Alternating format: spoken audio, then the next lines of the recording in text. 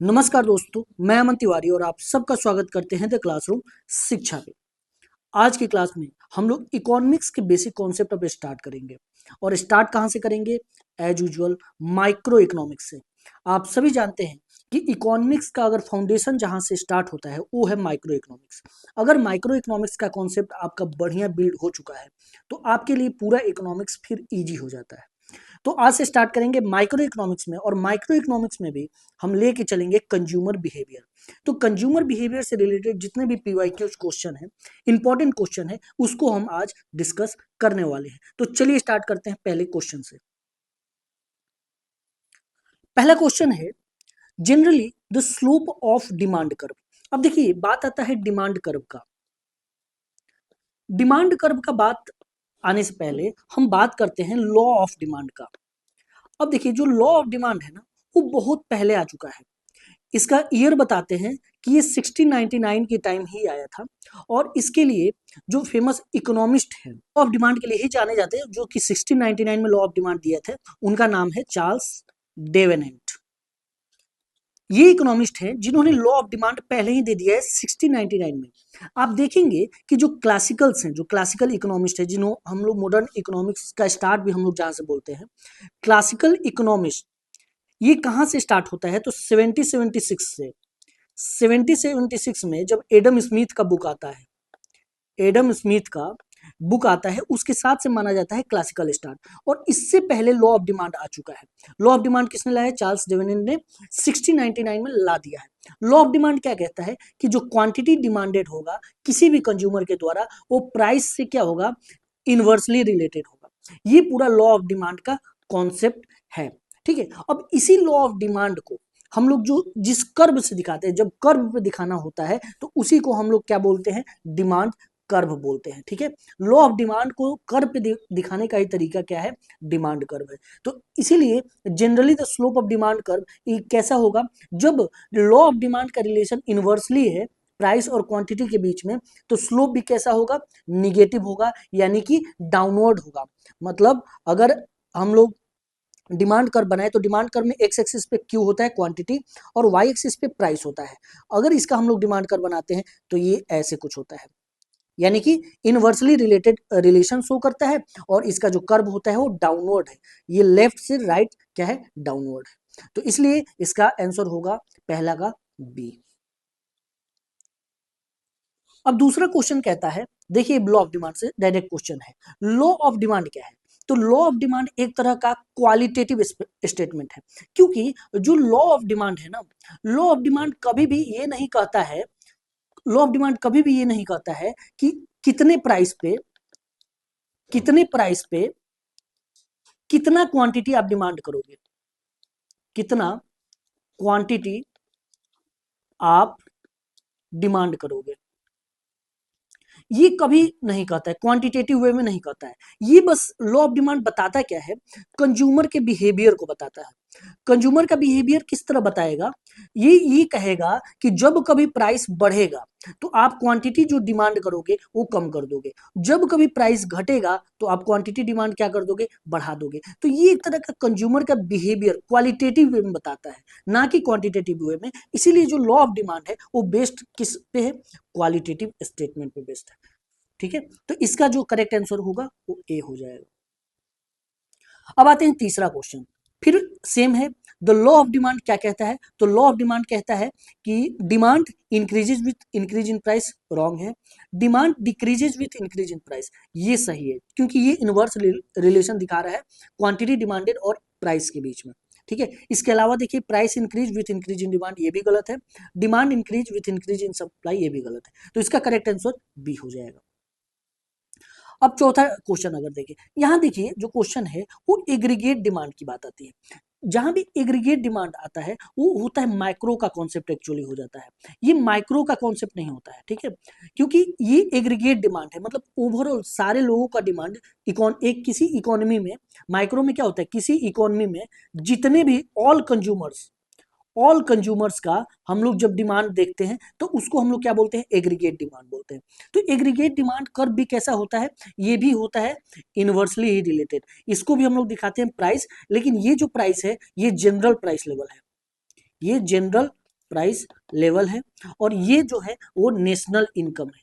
ठीक है, national income के बीच में जो रिलेशन दिखाएंगे वो इनवर्सली रिलेशन ही दिखाएंगे। तो इसीलिए आप देखिए ये जो इनवर्सली रिलेशन है ये पूछ रहा है कर्व स्टार्ट फ्रॉम, कहाँ से स्टार्ट होता है, तो ओरिजिन नहीं, ओरिजिन से नहीं स्टार्ट हो रहा है। ये कहाँ से स्टार्ट हो रहा है, पॉइंट बिलो द ओरिजिन, यानी कि ये ओरिजिन है इसके बिलो से स्टार्ट हो रहा है, नहीं हो रहा है, ये भी गलत। पॉइंट एबव द ओरिजिन, यानी कि यहां से पॉइंट एबव द ओरिजिन से स्टार्ट होता है, यानी कि इसका करेक्ट आंसर सी हो जाएगा। अब नेक्स्ट क्वेश्चन अगर देखें, विच of the following is true about inferior goods demand curve. ठीक है, इंफीरियर गुड के डिमांड कर्व में कौन सा सही है। अब देखिए इस क्वेश्चन में दो डिमांड कर्व की बात की गई है, एक तो ऑर्डिनरी डिमांड कर्व, एक कॉम्पनसेटेड डिमांड कर्व। तो यहां देखिए ये जो ऑर्डिनरी डिमांड कर्व है ओडीसी, इसको किसने दिया था, तो मार्शल ने दिया था। मार्शल भी आप बोल सकते हैं या वाल्ला भी आप बोल सकते हैं। ठीक है, ये इन लोगों का कॉन्सेप्ट है। वहीं अगर कॉम्पनसेटेड डिमांड कर्व की बात करोगे, कॉम्पनसेटेड डिमांड कर्व सीडीसी, ये दिए थे हिक्स दिए थे, कॉम्पनसेटेड डिमांड कर्व हिक्स दिए थे। अब जो ऑर्डिनरी डिमांड कर्व होता है ना, उसमें दोनों इफेक्ट लिया जाता है, इनकम इफेक्ट और सब्स्टिट्यूशन इफेक्ट, दोनों का कंबाइंड इफेक्ट दिखाता है ऑर्डिनरी डिमांड कर्व। वहीं अगर कॉम्पनसेटेड डिमांड कर्व की बात करोगे जो कि हिक्स के द्वारा दिया गया है, इसमें only and only substitution effect दिखाया जाता है, इनकम इफेक्ट को दिखाया ही नहीं जाता है। ठीक है, तो अब इसके अनुसार हम लोग इंफीरियर गुड्स का रिलेशन देखते हैं। अब देखिए जब आप इंफीरियर गुड का ऑर्डिनरी डिमांड कर बनाओगे तो पहला तो आप जानते हो सब्स्टिट्यूशन इफेक्ट ऑल गुड के लिए निगेटिव होता है, और जो इनकम इफेक्ट होगा इस केस में ये एक्चुअली में रियल इनकम इफेक्ट होता है। तो रियल इनकम क्या होता है, रियल इनकम मतलब अगर प्राइस फॉल होता है तो आपका रियल इनकम क्या हो गया, बढ़ गया। तो रियल इनकम बढ़ने से आपके पास ज्यादा मनी हो गया, तो आपको क्या करना चाहिए, अगर नॉर्मल गुड रहता है तो आप और ज्यादा खरीदते, लेकिन ये चूंकि इसमें रियल इनकम क्या है, बढ़ गया है, तो ये चूंकि इंफीरियर गुड है तो आप क्या करोगे, रियल इनकम बढ़ने के बावजूद भी आप इसका कंजम्पशन कम करोगे, यानी डिमांड कम करोगे, तो आप प्राइस कम होने से डिमांड भी कम हो गया, यानी इसका रिलेशन क्या हो गया, इसका रिलेशन क्या हो गया, पॉजिटिव हो गया, यानी कि इसका रिलेशन हो जाएगा पॉजिटिव। ठीक है, वहीं अगर कॉम्पनसेटेड डिमांड कर्व की बात करोगे तो ये ओनली सब्स्टिट्यूशन इफेक्ट देखता है, तो सब्स्टिट्यूशन इफेक्ट ऑलवेज निगेटिव होगा। यहां अब क्या हो रहा है ऑर्डिनरी डिमांड कर्व में, ये जो निगेटिव इफेक्ट ऑफ सब्स्टिट्यूशन है ये कम हो जा रहा है। जैसे मान लो कि ये -4 है, ये +2 हो जाएगा, तो +2 -4 ओनली कितना -2 बचेगा, और सब्स्टिट्यूशन इफेक्ट पहले ही से 4 है, तो हम देखेंगे कि ये जो -2 और -4 में कैसा डिमांड कर्व हो जाएगा, तो इसका स्लोप क्या हो जाएगा, स्टीपर हो जाएगा, किसका, ऑर्डिनरी डिमांड कर्व का। क्यों हो जाएगा, इसका स्लोप आप देखिए कम है। अब देखिए जो ऑर्डिनरी डिमांड कर्व होता है, ऑर्डिनरी डिमांड कर्व होता है वो रिलेशन क्या बताता है कि क्वांटिटी डिमांडेड में क्या चेंज आ रहा है प्राइस के रिस्पेक्ट में। तो प्राइस के रिस्पेक्ट में हम कह रहे हैं कि -2 ही चेंज आएगा, यानी कि क्वांटिटी डिमांड क्या होगा, कम होगा, यानी कि इसका जो इफेक्ट होगा प्राइस के रिस्पेक्ट में वो कम होगा। तो ये कम कब होगा, जब आप जो स्लोप दिखाओगे वो इस तरह का दिखाओगे, वो आप स्टीपर दिखाओगे, स्टीपर दिखाओगे तब तो मान लो कि ये प्राइस है पहले, तो प्राइस अगर चेंज हुआ तो ये जो क्वांटिटी डिमांडेड है वो कम है। अब देखो मान लो कि आप इसी का सीडीसी बनाओ, तो सीडीसी में हम कह रहे हैं कि -4 आ रहा है, तो -4 क्वांटिटी डिमांडेड दिखाओगे प्राइस के रिस्पेक्ट में, ये ज्यादा क्यों, कैसे हो जाएगा ज्यादा, क्योंकि इसका जब आप ग्राफ बनाओगे तो अब आप फ्लैटर बनाओगे, क्यों, क्योंकि इसमें -4 आ रहा है, यानी कि -4 चेंज आएगा, यानी कि ये देखिए प्राइस पहले ये है, तो अब जब प्राइस चेंज होगा तो क्वांटिटी ज्यादा चेंज हो रहा है। ठीक है, तो ये हो गया कौन सा ग्राफ, स्टीपर। इसीलिए कहा जा रहा है जो इंफीरियर गुड के केस में क्या होता है कि जो ऑर्डिनरी डिमांड कर्व होता है वो क्या होता है, स्टीपर हो जाता है कॉम्पनसेटेड डिमांड कर्व का, तो इसका करेक्ट आंसर ए हो जाएगा। अब देखिए इसी क्वेश्चन में अगर यहाँ पे नॉर्मल गुड हो जाता, तो नॉर्मल गुड के केस में क्या हो जाता है, इनकम इफेक्ट, इसको हम अलग पेन से बता देते हैं, येलो पेन ले लेते हैं। अगर नॉर्मल गुड है, नॉर्मल गुड के केस में सब्स्टिट्यूशन इफेक्ट तो निगेटिव ही रहता है। ठीक है, इनकम इफेक्ट क्या हो जाता है, ये भी निगेटिव हो जाता है, तो दोनों मिलके ज्यादा निगेटिव हो गया, ज्यादा निगेटिव हो गया। ठीक है, ये ज्यादा निगेटिव हो गया। वहीं सीडीसी में ये तो ओनली सब्स्टिट्यूशन इफेक्ट दिखा रहा है, तो सब्स्टिट्यूशन इफेक्ट ओनली निगेटिव हुआ, एक ही इफेक्ट काम कर रहा है, तो इस केस में जो ऑर्डिनरी डिमांड कर्व हो जाता है वो फ्लैटर हो जाता है, तो नॉर्मल गुड के केस में जो करेक्ट आंसर हो जाएगा वो बी हो जाएगा। ठीक है, और इंफीरियर गुड केस में ए ही ऑप्शन है। तो इस तरह से इस क्वेश्चन को सॉल्व किया जाता है। अब चलिए और आगे हम लोग बढ़ते हैं नेक्स्ट क्वेश्चन में। Which of the following is not held constant when a demand schedule is drawn? अब जब डिमांड शेड्यूल आप बनाओगे तो क्या कांस्टेंट नहीं रखते हो? तो द प्राइस ऑफ सब्स्टिट्यूट नहीं, ये भी price of constitute, price of substitute को कांस्टेंट रखते हैं, प्राइस ऑफ कॉम्प्लीमेंट्री गुड ये भी कांस्टेंट रखते हैं, कंज्यूमर इनकम ये भी कांस्टेंट रखते हैं। डेट गुड्स यानी कि उस गुड के प्राइस को कांस्टेंट नहीं रखा जाता है, यानी कि हमसे क्या पूछा जा रहा है, नॉट हेल्ड कांस्टेंट कांस्टेंट, इसीलिए इसका जो करेक्ट आंसर हो जाएगा वो डी हो जाएगा। अब देखिए the slope of normal supply curve, normal supply curve का स्लोप क्या हो जाता है, तो सप्लाई कर्व का वाई एक्सिस प्राइस है और एक्सिस पे क्वांटिटी ये सप्लाइड है, ये डिमांडेड नहीं होगा, क्वांटिटी सप्लाइड, और इसका जो कर्व बनता है वो इस तरह बनता है, तो इसलिए तो इसका स्लोप क्या हो जाएगा, पॉजिटिव हो जाएगा, इसका निगेटिव स्लोप नहीं रहता है, तो इसका करेक्ट आंसर ये हो जाएगा। अब आठवां question, demand function with respect to price, price के रिस्पेक्ट में डिमांड फंक्शन कैसा होता है, तो डिक्रीजिंग फंक्शन होता है। क्यों? क्योंकि जब प्राइस बढ़ता है तो क्वांटिटी डिमांडेड क्या होता है, कम होता है, और जब प्राइस घटता है तो क्वांटिटी डिमांडेड क्या हो जाता है, बढ़ जाता है, इनवर्स रिलेशन होता है, इसीलिए इसको क्या बोलेंगे हम लोग, डिक्रीजिंग फंक्शन बोलेंगे, या ऐसे भी हम लोग बोल सकते हैं, जब इसका हम लोग ग्राफ बनाते हैं तो ग्राफ में ये प्राइस रहता है, ये क्वांटिटी डिमांडेड रहता है, जब आप इसको ग्राफ बनाओगे तो ये कुछ इस तरह का बने, इस तरह का ग्राफ ये ही दिखाता है कि प्राइस के रिस्पेक्ट में हमारा क्वांटिटी डिमांडेड क्या है, ये डिक्रीजिंग फंक्शन है, तो इसका करेक्ट आंसर बी हो जाएगा।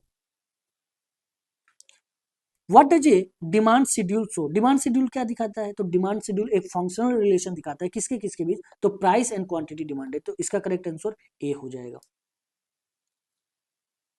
Which of the following represent proportional change in quantity demanded? तो proportional change का मतलब ये क्या होता है, डेल्टा क्यू अपॉन क्यू, यही दिखाता है प्रोपोर्शनल चेंज। किसी भी चीज में अगर प्रोपोर्शनल चेंज देखना है तो डेल ऊपर लगा देते हैं और नीचे उसी क्वांटिटी का चेंज, जैसे मान लीजिए इनकम का देखना है तो डेल वाई अपॉन वाई, ये प्रोपोर्शनल चेंज इन इनकम दिखा देगा, ठीक है, तो इसका करेक्ट आंसर बी हो जाएगा। अब नेक्स्ट क्वेश्चन है, if the demand curve is parallel to the X axis what will be the elasticity of demand. अब देखो इस क्वेश्चन को सॉल्व करने का क्या तरीका है, कह रहा है कि demand curve parallel to the X axis है, तो ये देखिए डिमांड कर्व में ये प्राइस हो गई, ये क्वांटिटी डिमांडेड हुआ, ये एक्स एक्सिस के पैरेलल है, यानी आपका डिमांड कर्व ऐसा है। अब देखो इलास्टिसिटी ऑफ डिमांड का फॉर्मूला क्या होता है, तो इलास्टिसिटी ऑफ डिमांड का फॉर्मूला होता है del Q upon del P. अब इसको और अब इंटू पी इंटू क्यू, अब इसको ये आया कैसे, तो ये आता ऐसे है, हम लोग इलास्टिसिटी ऐसे निकालते हैं, del Q upon q divided by del p upon p, जब इसको आप सॉल्व करोगे तो del Q upon del p आएगा और पी ऊपर चला जाएगा, पी इंटू क्यू बचेगा, तो यहीं से ये रिलेशन आता है। अब देखो आप इसमें क्या देखोगे कि del Q upon del p, यानी कि इस किसी भी पॉइंट पे ये डेल पी, ये तो पैरेलल है ना, तो डेल पी क्या होगा, जीरो हो जाएगा, यानी कि इसका जो डिनोमिनेटर होगा वो जीरो होगा। जब किसी भी चीज का डिनोमिनेटर जीरो हो जाता है तो उसका जो पूरा पार्ट है वो क्या हो जाता है, इनफाइनाइट हो जाता है, ठीक है, इनफाइनाइट हो जाता है, इसीलिए इस केस में जो इलास्टिसिटी ऑफ डिमांड होगा वो इनफाइनाइट होगा। अब एक और इसी से रिलेटेड हम बता देते हैं, इसी क्वेश्चन में अगर मान लीजिए ये क्वेश्चन रहता कि वर्टिकल रहे, मान लो कि ऐसा रहे, अगर पी क्यू ये है और मान लो कि ये वर्टिकल रहे, डिमांड कर हमारा वर्टिकल हो जाए, तो इस केस में फिर इसी रिलेशन को अपनाओ, E is equal to del q del p into p upon q. अब यहाँ पे देखो प्राइस तो बहुत इनफाइनाइट चेंज होगा, लेकिन डेल क्यू क्या है, जीरो है, तो इस केस में ये जीरो है, तो पूरा रिलेशन क्या हो जाएगा, जीरो, यानी कि जब वर्टिकल होगा तो उस केस में इलास्टिसिटी का वैल्यू जीरो, और इस केस में क्या होता है, इलास्टिसिटी का वैल्यू इनफाइनाइट, तो इसका करेक्ट आंसर बी हो जाएगा। अब हम लोग नेक्स्ट क्वेश्चन देखते हैं, according to the law of demand the demand curve for a good will be, क्या होता है, डाउनवर्ड स्लोपिंग, नॉर्मल है, या पहले ही हम डिस्कस कर लिए। If total revenue increases when price fall the demand curve will be. अब देखिए इसको हम लोग कैसे सॉल्व करते हैं, टोटल रेवेन्यू कैसे दिखाया जाता है, P इंटू क्यू। अब कह रहा है कि प्राइस फॉल होने से टोटल रेवेन्यू इंक्रीज कर रहा है, यानी कि देखो प्राइस फॉल होने से हमारा लॉ ऑफ डिमांड क्या कहता है, लॉ ऑफ डिमांड कहता है प्राइस फॉल होने से क्वांटिटी डिमांडेड बढ़ना चाहिए, तो बढ़ गया मान लो, तो प्राइस फॉल होने से ये तो बढ़ गया, तो इसकी प्रोपोर्शन में बढ़ा, लेकिन ये कह रहे हैं कि टोटल रेवेन्यू इंक्रीज किया, तो मान लो कि TR1 क्या हुआ, P1 इंटू Q1 हुआ, लेकिन जब प्राइस फॉल हुआ इसके बाद जो P2 है, यानी कि जो P2 है वो क्या है, लेस देन है P1 से, तो P2 लेस देन है तो जो Q2 होगा वो ग्रेटर देन Q1 होगा। लेकिन चूंकि कह रहा है ये अगर इसी प्रोपोर्शन में बढ़ता है, जितना प्राइस कम हुआ है उतना ही प्रोपोर्शन में अगर क्वांटिटी बढ़ जाता तब तो रहता टोटल रेवेन्यू कांस्टेंट, ठीक है। लेकिन इस केस में कह रहा है कि टोटल रेवेन्यू बढ़ जा रहा है। टोटल रेवेन्यू बढ़ने का मतलब ये है कि जो Q2 है वो बहुत ज्यादा हो जा रहा है Q1 से। ये तभी होगा जब आपका जो प्राइस के रिस्पेक्ट में जो क्वांटिटी डिमांडेड है वो बहुत ज्यादा होगा, वो बहुत ज्यादा होगा। तो बहुत ज्यादा होगा इसका मतलब क्या है, इस स्टेटमेंट का मतलब ये है कि इलास्टिक होगा।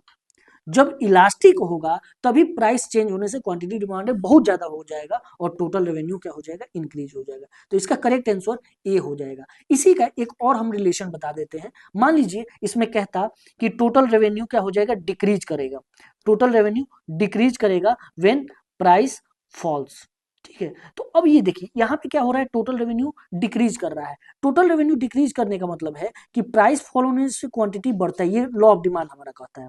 लेकिन हमारे यहाँ क्या हो रहा है, क्वांटिटी बढ़ नहीं रहा है बल्कि क्वांटिटी और ज्यादा कम हो जा रहा है, तभी तो TR क्या होगा, कम होगा। तो क्वांटिटी कम होने का मतलब क्या है कि उस केस में हमारा जो ओ है, ये जो प्राइस के रिस्पेक्ट में क्वांटिटी डिमांडेड है ये कम है, यानी कि क्या है, इन इलास्टिक है या मोर इन इलास्टिक है। तो उस केस में हमारा अगर ये वाला सिनेरियो रहता तो उसका करेक्ट आंसर इन इलास्टिक हो जाता, ठीक है। तो इसी क्वेश्चन में हम लोग दोनों कॉन्सेप्ट को समझ लिए। अब आगे हम लोग बढ़ते हैं। Movement along supply curve occur due to, किसके वजह से सप्लाई कर्व में मूवमेंट होता है, ये देखिए एक होता है मूवमेंट और एक होता है शिफ्टिंग। तो यहाँ जो मूवमेंट होता है वो एक्स एक्सिस या वाई एक्सिस की वजह से होता है और शिफ्टिंग उसके अलावा कोई फैक्टर की वजह से होता है। तो यहाँ मूवमेंट पूछा है, तो मूवमेंट क्यों होगा, क्योंकि सप्लाई जो कर्व होता है, सप्लाई कर्व किसके किसके बीच में होता है, प्राइस एंड क्वांटिटी सप्लाइड के बीच में होता है। तो ऑफकोर्स मूवमेंट किसकी वजह से होगा, change in price of the good के होगा, यानी कि C is the correct answer. Which of the following represent the inverse demand function, ये देखिए जो डिमांड फंक्शन होता है जिसको हम लोग डायरेक्ट डिमांड फंक्शन भी बोलते हैं, डिमांड फंक्शन जो होता है जिसको हम लोग डायरेक्ट डिमांड फंक्शन भी बोलते हैं, वो होता है QD is respect to price, यानी कि क्वांटिटी डिमांडेड प्राइस के रिस्पेक्ट में कैसा चेंज हो रहा है। लेकिन जो इनवर्स हो जाता है इसी का इनवर्स, वो क्या हो जाता है, प्राइस कैसा चेंज हो रहा है क्वांटिटी डिमांडेड के रिस्पेक्ट में। तो इसका जो करेक्ट आंसर हो जाएगा वो ए हो जाएगा। अब देखिए ये क्वेश्चन कह रहा है if hamburgers and onions are complements. अब देखिए कॉम्प्लीमेंट्स का मतलब क्या होता है कि दोनों एक दूसरे के क्या है, दोनों एक दूसरे के पूरक हैं। पूरक का मतलब ये होता है कि अगर हैमबर्गर नहीं रहेगा, अगर हैमबर्गर नहीं रहेगा तो ओनियन की भी कोई जरूरत नहीं है, ओनियन की भी कोई जरूरत नहीं, ठीक है।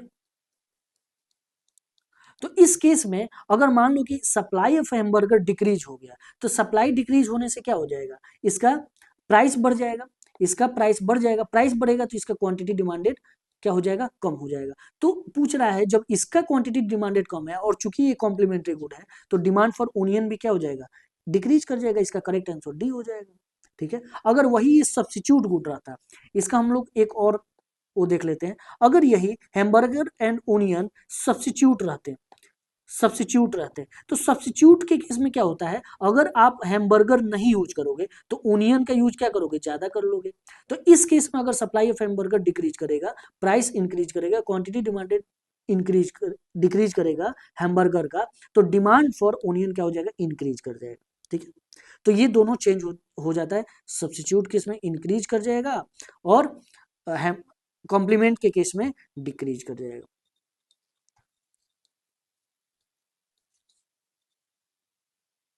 नेक्स्ट क्वेश्चन देखते हैं, consider two parallel demand curve a b and c d in the given the elasticity at point r. अब पॉइंट आर ये है, ये पॉइंट आर है compare to point a c, ये पॉइंट एस है। तो दो पॉइंट का हमको इलास्टिसिटी कंपेयर करना है। सिंपल फॉर्मूला लगा दो, इलास्टिसिटी का फॉर्मूला क्या होता है, del Q upon del p into p by q. अब देखो ये जो फॉर्मूला लगाओगे तो ये क्या कह रहा है, पैरेलल डिमांड कर्व है। पैरेलल डिमांड कर्व का मतलब ये चीज आर एंड एस पे क्या होगा, बराबर होगा, क्योंकि स्लोप है ना, ये दोनों बराबर होगा, यानी ये दोनों केस में बराबर होगा, दोनों केस में बराबर होगा। तो डिफरेंट कहाँ है, पी एंड क्यू पे है। अब देखिए आर के केस में पी सेम है, यानी कि पी तो इसके आर के केस में सेम है, और क्वांटिटी क्या है, इतना क्वांटिटी है क्यू आर के। और यहाँ देखिए पी जो एस है, पी एस भी सेम है, यानी कि p r is equal to p s है। अब क्यूएस देखिए, क्यूएस क्या है, यहाँ पे आ रहा है, यानी कि क्यूएस ज्यादा है, क्यूएस ज्यादा होगा तो ये पूरा रिलेशन क्या हो जाएगा, कम होगा। ये जब पूरा रिलेशन कम होगा तो इस पूरे को कम कर देगा, ठीक है। इस पूरे को कम करने का मतलब है कि जो क्यू एस पे है, यानी कि क्यू एस का जो इलास्टिसिटी है वो कम है, आर का इलास्टिसिटी ज्यादा है, यानी कि the elasticity at point r is greater at r, ठीक है। तो इसका करेक्ट आंसर बी हो जाएगा। तो सिंपल फॉर्मूला बेस्ड ये क्वेश्चन है, आपको ज्यादा दिमाग नहीं लगाना इसमें। विच of the following effects will shift the aggregate demand curve. अब देखिए हमने पहले ही बोला एक मूवमेंट होता है और एक होता है शिफ्टिंग। तो मूवमेंट होता है सेम फैक्टर, जैसे एग्रीगेट डिमांड कर्व है, इसमें एक होता है प्राइस, एक होता है इनकम, ठीक है, इनकम होता है। तो चूंकि प्राइस एंड इनकम के बीच में कर्व है तो मूवमेंट इसी दोनों के वजह से होगा। शिफ्ट किसकी वजह से होगा, इन दोनों के अलावा फैक्टर से। तो शिफ्ट पूछ रहा है, तो शिफ्ट देखिए मल्टीप्लायर इफेक्ट प्राइस नहीं है, लिक्विडिटी इफेक्ट प्राइस नहीं है, वेल्थ इफेक्ट प्राइस नहीं है, तो इन तीनों की वजह से क्या होगा, शिफ्ट होगा। तो इसका करेक्ट आंसर डी हो जाएगा। अगर हम नेक्स्ट क्वेश्चन देखें, demand for rare painting and rare tickets can be explain by. अब देखिए चूंकि रेयर है, तो रेयर जब होता है तो ये यूनिकनेस प्रॉपर्टी को शो करता है। तो यूनिकनेस प्रॉपर्टी के लिए जो इफेक्ट काम करता है वो उसको बोलते हैं हम लोग स्नोब इफेक्ट, ठीक है। स्नोब इफेक्ट काम करेगा रेयर थिंग के लिए, यूनिकनेस के लिए, ठीक है। इस केस में हम लोग क्या करते हैं, जैसे हम इसका चेंज बताते हैं स्नोब इफेक्ट में।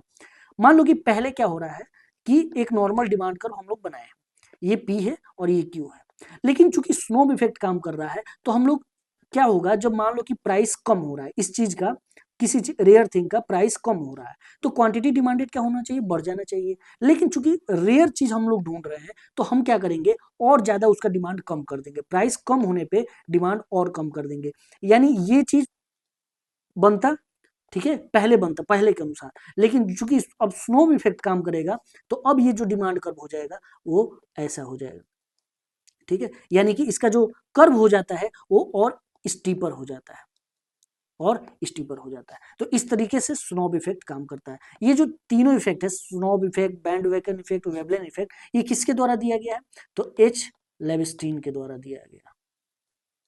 ये कब दिया गया है, 1950 में दिया गया है, ठीक है। तो ये पूरा कॉन्सेप्ट है snob effect, bandwagon effect and Veblen effect का। एक नेक्स्ट क्वेश्चन हम लोग डिस्कस कर लेते हैं, आज का लास्ट क्वेश्चन रहेगा, why is the demand curve downward sloping. तो इसमें दोनों इफेक्ट काम करता है, इनकम इफेक्ट भी और सब्स्टिट्यूशन इफेक्ट भी, दोनों इफेक्ट की वजह से ये डाउनवर्ड स्लोपिंग होते हैं। तो इसका correct answer first and second होगा। तो आज की क्लास के लिए बस इतना ही, अब हम लोग मिलते हैं फिर नेक्स्ट क्लास में कुछ नए क्वेश्चन के साथ। Thank you.